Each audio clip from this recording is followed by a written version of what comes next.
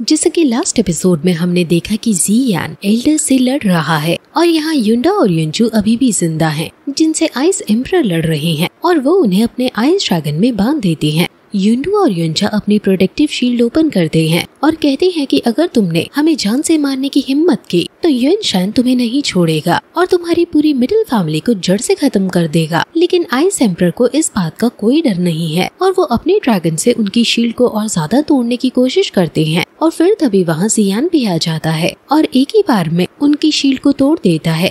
जियान की इतनी ज्यादा ताकत को देखकर आइस एम्परर हैरान है। जब उन्होंने अभी युनशान का नाम लिया तो जियान के तन बदन में आग लग गई और वो उसका नाम चिल्लाते हुए उन एल्डर्स पर हमला करने लगता है और कहता है कि युनशान को अपने सारे कर्ज चुकाने होंगे। वो एक एल्डर को अपनी तलवार से बहुत पीटता है और फिर उसे नीचे फेंक देता है, लेकिन तभी दूसरा एल्डर उस पर ऊपर से हमला कर देता है, लेकिन वो उसको भी नीचे अपनी तलवार मारकर फेंक देता है और गिरते हुए एल्डर को फिर से अपने सकिंग पाम का यूज करके पकड़ लेता है और उसे अपने पास बुलाकर अपनी तलवार को जोर से उसकी छाती पर मारता है, जिससे वो हवा की स्पीड से नीचे गिरने लगता है और नीचे जमीन पर जाकर टकराता है और फिर अपने ऑरा को उस पर छोड़ता है। इस ऑरा की इंटेंसिटी इतनी ज्यादा थी कि ये बहुत दूर तक के लोगों को सुनाई देती है। यूजी जो कि टेंपल में बैठकर मेडिटेट कर रही थी, वो इस ऑरा को नोटिस कर लेती है कि ये तो जियान का ऑरा है, लेकिन ऐसा कैसे हो सकता है? क्या वो वापस आ गया है?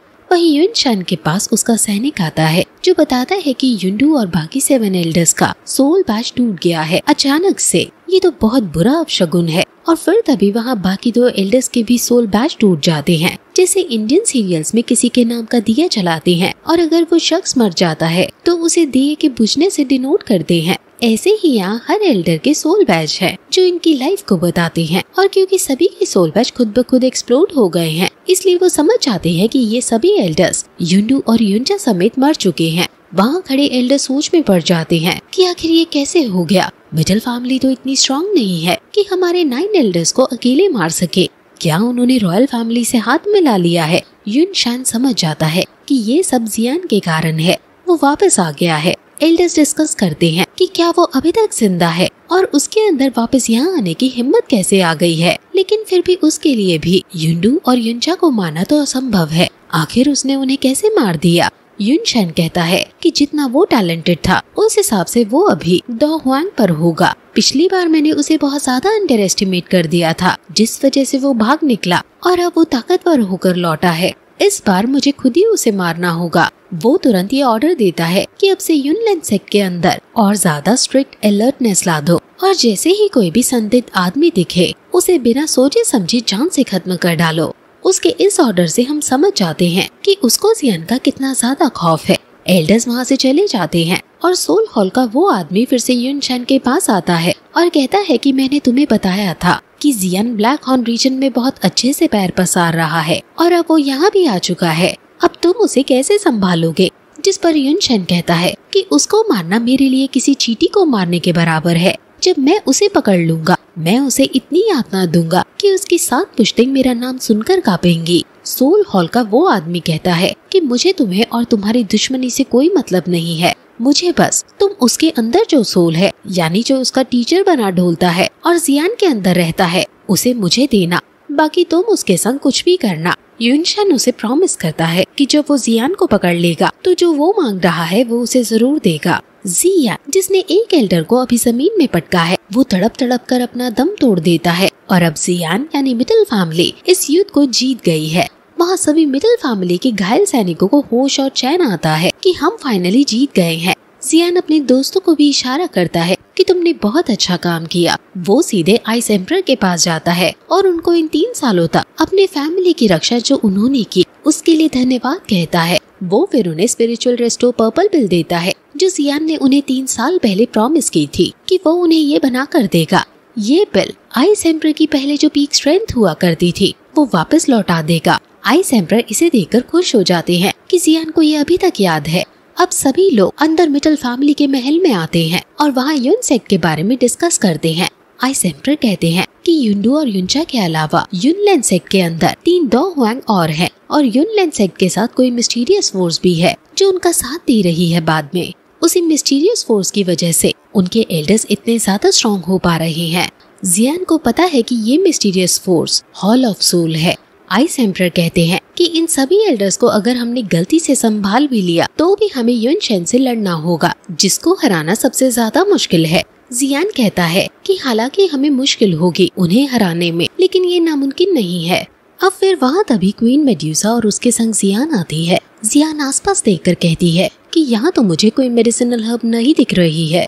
आइस एम्परर जो कि क्वीन मेड्यूसा को जानते हैं, वो इसको देखकर यहाँ हैरान है। जियान के पास आकर उसके हाथ में बहुत कीमती हर्ब को देखकर उसे डांटता है कि तुम ऐसे ही यहाँ कहीं से कोई भी हर्ब नहीं ले सकती हो।